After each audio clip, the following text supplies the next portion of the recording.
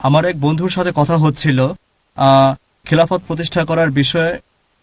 আমার বন্ধু মনে করে একবার খিলাফত প্রতিষ্ঠা করতে পারলে সব সমস্যার সমাধান হয়ে যাবে। আমি এটার বিরুদ্ধে। আমি বলেছি আগে আমাদের দাওয়া দিতে হবে, তারপর খেলাফত। সে বলল তুমি দাওয়া দিবে, এভাবে হয়তো সারা জীবন দাওয়া দেবে একটা ধর্মনিরপেক্ষ দেশে।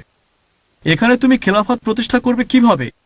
সারা জীবন ধরে দাওয়া দিবে, হয়তো ভালো মুসলিম হবে, কিন্তু খিলাফত প্রতিষ্ঠা করতে পারবে না। সেটাই তো মূল উদ্দেশ্য।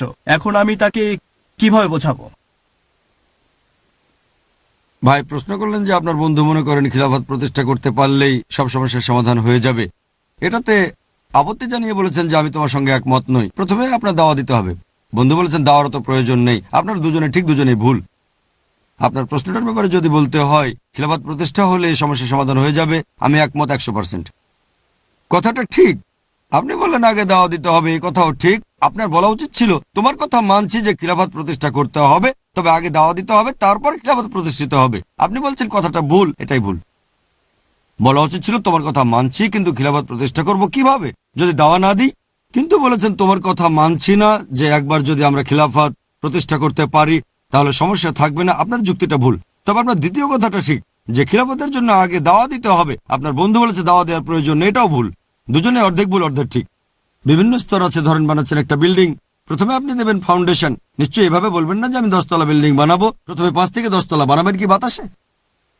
যদি খিলাফত প্রতিষ্ঠা করতে চান আমাদের নবী মুহাম্মদ সাল্লাল্লাহু আলাইহি ওয়াসাল্লামের জীবনী দেখেন। নবীর পুরো জীবনকে 2 অংশে ভাগ করা যায়, মক্কি আর মাদানী। মক্কা এবং মদিনায় মক্কার পরিস্থিতি ছিল আলাদা। তাদের উপর অনেক অত্যাচার হয়েছে। অনেক সাহাবী তখন প্রতিশোধ নিতে চাইলে নবী বলেছেন তোমাদের জন্য জিহাদ হচ্ছে সবর।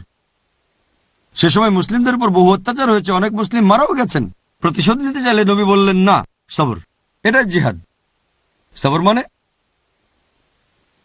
ধৈর্য ধরা। তারপর যখন সময় আসলো, যখন তিনি মদিনায়, তখনই সময় হলো, নবী অনুমতি দিলেন যে আত্মরক্ষার জন্য তোমরা লড়াই করতে পারো। তাহলে সবকিছুরই একটা কৌশল আছে। আপনি হাওয়ায় প্রাসাদ বানাতে পারবেন না।